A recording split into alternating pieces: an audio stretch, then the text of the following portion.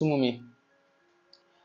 Ẹ̀yin tèmi jákèjádò àgbáyé, mo mọ̀ wípé bẹ́ẹ̀ ṣe ń fẹ́ràn láti máa wò kàn nìyí, àwa náà ní jẹ́ kí tí yín ó máa di sáwọn tó ń ṣẹlẹ̀ tá a lè tó kẹ́kọ̀ọ́ ńbẹ̀. Ọ̀tún mi ìtúnre o, ẹ farabalẹ̀ wò ó, Olúwatóbilọ́ba Fásùgbà lórúkọ mi. Bẹ́mbẹ́yẹ́kẹ́ lẹ̀ ń pè mí o. Lónìí ẹ tún wò ó lóní bẹ́mbẹ́yẹ́kẹ́. Ẹ wá gbọ́, èrò yín gangan ó ṣe pàtàkì lójú òpó ìsọfúnni ìfèrò ẹni hàn sí ìyẹn comment section. Ẹ jẹ́ ká mọ ntẹ́yìn náà ní pẹ̀lú ntẹ́ ń wò yìí. Ẹ máa pín fídíò yẹn fáwọn ẹlòmíì lóní bẹ́mbẹ́yẹ́kẹ́. Ìwọ fún olókun àbọ̀là, èyí ni ọ̀nà tí àwọn oníṣẹ̀ṣe máa gbà babaláwo yálà tí ibi bá ṣẹlẹ̀ àbí ire ṣẹlẹ̀, ọ̀nà wo la gbé gbà tá a fi borí, ọ̀nà wo la gbé gbà tá a fi ṣẹ́gun. Olódùmarè, ìwọ fún olókun àbọ̀là bá rẹ lẹ́sẹ̀ ọyọ́ òjò nígbẹ̀dù ọ̀nà òkè tí méyìn eré fàtínàkọlà bí àrọ̀ ni. In tó dáa ìwúre náà ló fẹ́, èyí tó bá kù díẹ̀ ká tó fẹ́ wúre lórí òjíṣẹ́ Olódùmarè Oríyọmí Hamzat Òkìkí ọmọ Amúsà, ọba tó nílé ayé. Gbogbo ohun tó jẹ́ ewu èyí tó lè wá látọwọ́ ayé ẹ bá rán ṣẹ́gun. Gbogbo ohun tó jẹ́ ewu ìṣubú tó lè wá látọwọ́ ènìyàn, ìṣe babaláwo, ìṣe wòlíì, ìṣàfà, Olódùmarè láti gbé ìránṣẹ́kùnrin ìṣubú, Olódùmarè kẹtàn mọ́lẹ̀ sí kẹ wá bá ní ṣẹ́gun náà kó lọlẹ̀. Ògo tí o fún Oríyọmí Hamzat Òkìkí ọmọ Amúsà, kógo náà má parẹ́ láíláí, kógo náà má wọ́ ọ̀kùn. Tó bá dàgbà tó tún kú tán, Olódùmarè káwọn ọmọ rẹ̀ kí wọ́n tó máa rí jẹ. Gbogbo ẹni tó bá wá fẹ́ tó jẹ́ pé wọ́n fẹ́ dénú nílẹ̀ ìlókè òkun, Olódùmarè ọba tó nílé ayé kó má burú fáwọn náà. Olódùmarè wá wọlá wípé oore ńlá níyàn tí ń bẹ níwájú rẹ̀ tó di ibi. Olódùmarè ọba tó láyé, gbogbo tó jẹ́ ẹ̀ṣẹ̀, Olódùmarè ọba tó nílé ayé kẹwàá forí jì wọ́n. Iléeṣẹ́ rẹ̀ kó mọ̀ wò ó, òkè òkè ni kó mọ̀ lọ. Èyàn wá wáyé kó mọ̀ lọ́ta. Olódùmarè babaláwo lójọ́ta ẹ̀, wòlíì ni, àfáà ni, oníṣègùn ni, oṣó ni, àjẹ́ ni, ẹ jẹ́ wọn yọ́nú. Èyí tí ò bá yọ́nú ẹ bá wa pa wọ́n lápasọ̀. Ifá olókun àbọ̀là, odù tó bá mọlé tó mọ̀nà lórí Oríyọmí Hamzat Olódùmarè ọba tó nílé ayé, dákúndábọ̀ ẹ má jogo rẹ̀ wọ̀ lókun, ẹ má jogo rẹ̀ wọ̀ lókun. Ọ̀nà tí ò fi wá ní wọ̀ lókun ìwọ́fà kò fi yé ni. Òsàlábọ̀ ìtùtù láṣe tí yóò fi rí bẹ́ẹ̀, tí yóò fi bíjó, tó ayọ̀ fi báyọ̀, tí gbogbo rúkèrúdò tí ń bẹ níwájú Oríyọmí, gbogbo abiyamọ tó jábíamọ gidi ni wọ́n jáde tí wọ́n ń pariwo ẹlẹ́kún sunkún. Àwọn tí ń yíra mọ́lẹ̀ láti fẹ̀rùhún náà wípé àní ẹ farákùnrin ilẹ̀ torí pé Olódùmarè ọ̀pọ̀lọpọ̀ orí ní jẹ lára ẹ̀. Olódùmarè dákúndábọ̀ ọ̀nà táwa náà wá mọ̀ tá a lè tọ̀ láti fi bọ́ Olódùmarè sọ̀rọ̀ rí. Ifá olókun àbọ̀là wá bá ní ṣe o, kó bá ní ṣẹ́gun o. Olódùmarè gbogbo ogun tó lè wà níwájú Oríyọmí Hamzat, Ifá olókun àbọ̀là kó bá ní ṣẹ́, kó jẹ́ rodò kó lọ mú mi, ogun náà mọ́ gbèrí mọ́. Ó dọwọ́ rẹ lónìí o. Ìbà bàbá, ìbà yèyé, ìbà olúwo, ìbà olùgbọ̀nà, ìbà akọ́dá, ìbà ṣẹ̀dá, Olódùmarè ìbà rẹ lónìí o. Ọ̀tún rárí àwọ alára díwá fún alára, fòsìrà kun àwọ ajérò díwá fún ajérò. Àparí inú mi dákun má bàtòdé mi jẹ́. Ifá tí ń bá lù ọ́ kó mọ́ lórí tẹ, wọ́n lẹ̀gbẹ̀rẹ̀ bá lù ọ́ àlùpàá ni kó lù ú. Ó dọwọ́ rẹ lónìí. Iwájú ọpọ́n Ifá ogbọ́, ẹ̀yìn ọpọ́n ogbọ́, olúwo lọ̀tún, Òṣùgbọ̀nà lósì, àárín ọpọ́n ìwọ nìtọ́ ọ̀run, ilé ọgbọ́, wáyé ọgbọ́, ti wọ̀ oòrùn. Ọba mi ìbà rẹ, àdáṣe ní hun mọ́, ìbò gbọ́dọ̀ hun mí ènìyàn. Olùtọ́mọlé tó mọ̀nà tí Oríyọmí Hamzat tó fi ṣẹ́gun, tí gbogbo àwọn olólùfẹ́ rẹ̀ náà tí wọn ò fi ní kábàámọ̀. Olódùmarè gbogbo ẹni tó bá wá lè jọ́ta, ọ̀tá ilé, ọ̀tá òde, ọ̀tá ẹnuṣẹ́, ọ̀tá orogún ògbò, Olódùmarè kó bá ní ṣẹ́gun rẹ̀. Ẹjọ́ ọ̀tún ẹjọ́ òsì àwọn Ifá rè ọgbọ́fá ètùtù ìrìnàjò àwọn orin ló bè tutù. Olódùmarè ó dọwọ́ rẹ lónìí o.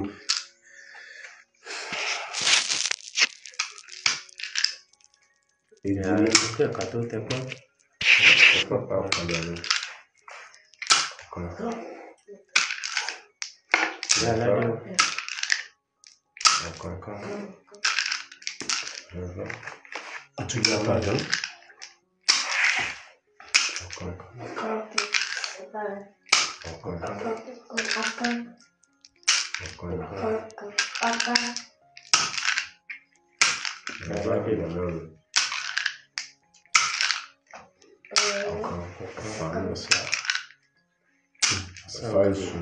Ọ̀sálùfó gbèjò, ọ̀sá ìṣù, ọ̀sá lọ́tún, ògbèdó sì, ìnífá tí ó wù yìí.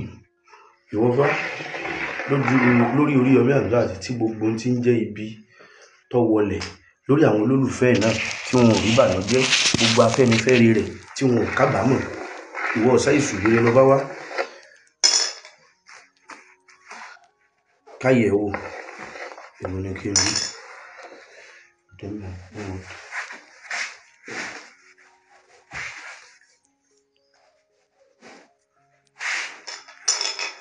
Lọ́wọ́ rẹ̀ kọjú ìbò ọmọ nílànà bàbá mi ọ̀bà rẹ̀ lọ́wọ́ rẹ̀ lónìí. Ó borí ọ̀tá, òkìkí ni ní gbogbo àgbáyé tí ò wọ̀ lóòkùn rere.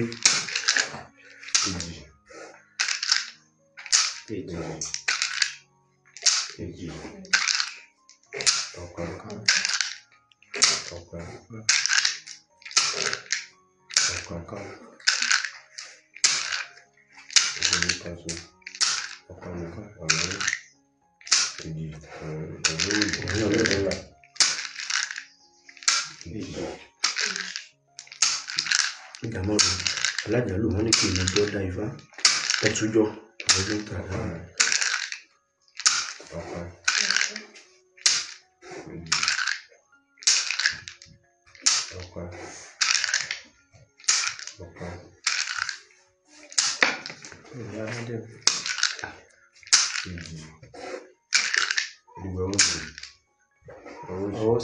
ọwọ́ rí ọwọ́ ọ̀tún ọmọrí torí bẹ̀ àwọn fún tó kú ọwọ́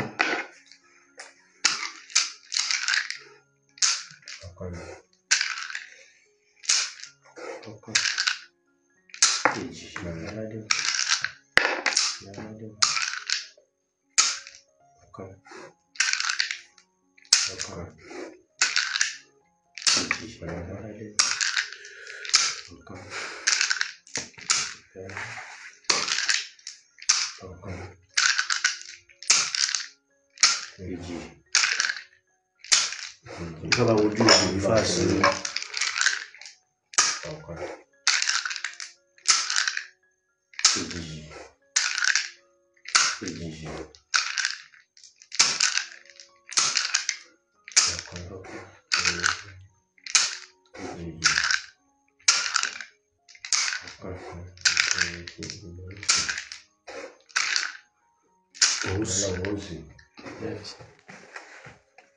àtọwọ́ ayé tí ló ti wọ́ ifá.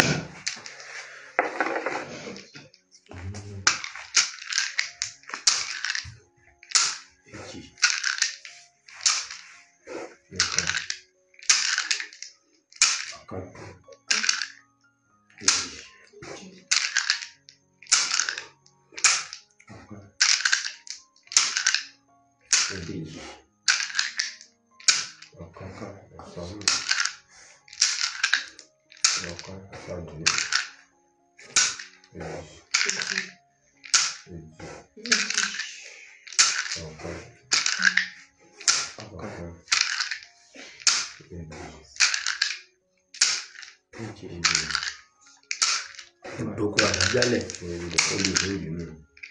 ọwọ́ ọ̀tún lọ́dún tán rẹ̀ àwọn ayé kùnrin kábíyèsí lódò rẹ̀ àwọn obìnrin rẹ̀ fánílà tó wọ ayé ọ̀kan aládé ọ̀kan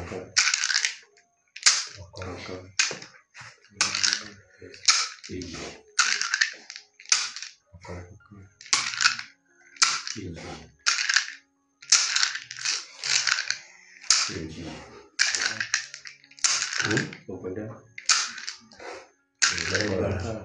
ìdọ́gbọ́n inú ìfàmì ààyè ikùn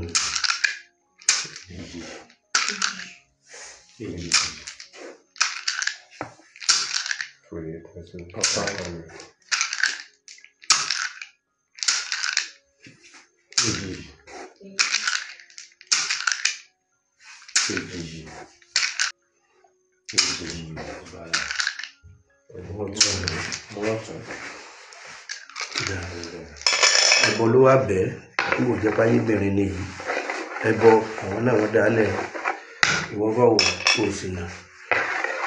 àdìmúkárí egun àwọn obìnrin ni o ìfaláyé bẹ̀rẹ̀ kábíyèsí Olódùmarè.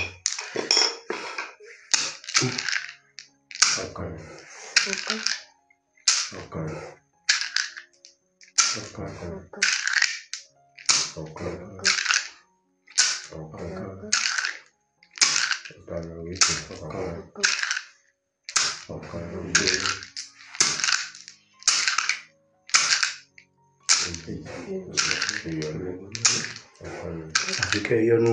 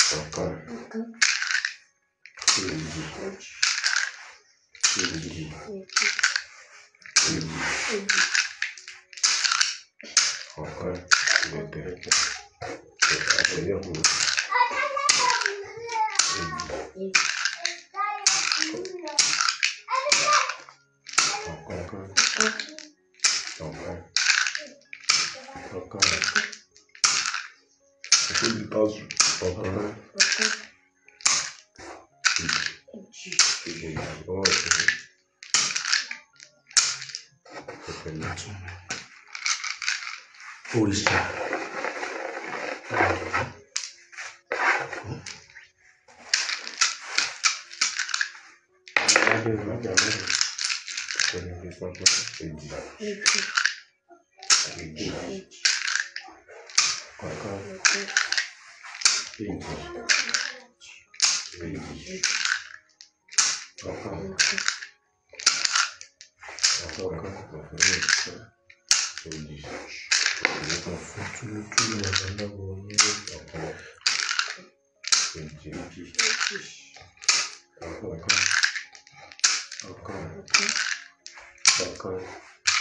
torí oṣù tó ń bọ̀ Musa.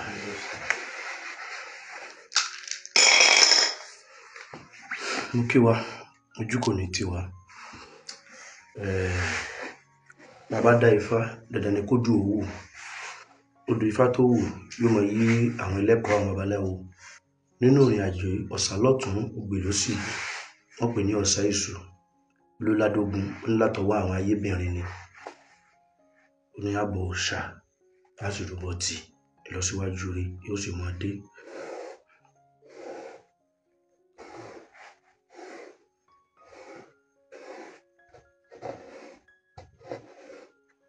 mo mọ̀ pé ẹ ti wo fídíò yìí ẹ sì ti rí kí ni tí ẹ rí sí ẹ farabalẹ̀ share ẹ̀ fáwọn ẹlòmíín bẹ́ẹ̀ bá wà fúngbà àkọ́kọ́ ẹ subscribe kẹ́ ẹ tún lè máa mọ nǹkan tuntun tó bá tún lọ láwùjọ wa àmọ̀rírì yìí àsìnífẹ̀ẹ́ yìí. jàǹfààní oṣù December tọdún tuntun 2025 ní Snad Estate Shimawa agbègbè táyé ń sọ. Snad Homes and Properties real estate tó fà bọ́yọ̀. lóṣù December tọdún tuntun 2025 yìí ralẹ̀ sí Snad Estate Shimawa kí o sì gba 500 blocks ìkọ́lé 10 bags of cement 5 tons of granite. ohun tó dára jùlọ fọlọ́gbìn ènìyàn ní láti ralẹ̀ tí yóò ṣàǹfààní tí yóò sì tún rọ̀ ọ́ lọ́rùn láti ní lára àwọn ohun èlò ìkọ́lé. èyí ti lọ dùn jù ènìyàn márùn-ún tó bá kọ́kọ́ sanwó ni yóò lẹ́tọ̀ọ́ sí àǹfààní yóò. Snad Homes and Properties dúpẹ́ lọ́wọ́ àwọn tó ti ń ralẹ̀ lọ́wọ́ wọn kó lè jàǹfààní ńlá bàǹtàbàǹtà yìí. ralẹ̀ sí Snad Estate Shimawa sanwó lẹ́ẹ̀kan lásìkò December tọdún tuntun 2025 yìí pẹ̀lú 3.5 million naira plọ́ọ̀tì kan. fún àlàyé sí ẹ pè 08104441104 tàbí 0912985960. lọ́dún yìí àǹfààní ńlá rèé o má jẹ́ kó fò ọ́ ru. ẹ̀yin èèyàn mi nílé lóko àti ní gbogbo ibikíbi tí ẹ bá ti ń gbọ́ mi tó bá jẹ́ àárọ̀ lẹ́wà ẹ káàárọ̀ tó bá jọ̀sán lẹ́wà ẹ káàsán tó bá dé jáṣálẹ́ lẹ́wà ẹ káalẹ́. mo mú ìròyìn ayọ̀ kan wá fún yín ni o nípa Bembeyeke TV. Ẹ jọ̀ọ́ torí Ọlọ́run ẹ máa bá mi wò ó. Ẹ wo ó ní ohun lèmi náà máa ń wò ó. Ṣẹ́rí tí n bá ti ń wò mo máa ń gbàgbé ìrònú. Mo tiẹ̀ máa ń gbàgbé pé bóyá mo jókòó ni tàbí bóyá mo sùn tàbí bóyá mo dúró. Tí ẹ̀yin náà bá ti ń wò ẹ máa rí ọgbọ́n kan tàbí méjì kan níbẹ̀. Ẹ máa ṣe kí ni? Ẹ máa tẹ̀ sójú ẹ̀ kí ẹ dẹ̀ máa wò ó. God bless you. Bembeyeke TV. Ẹ ṣé gan.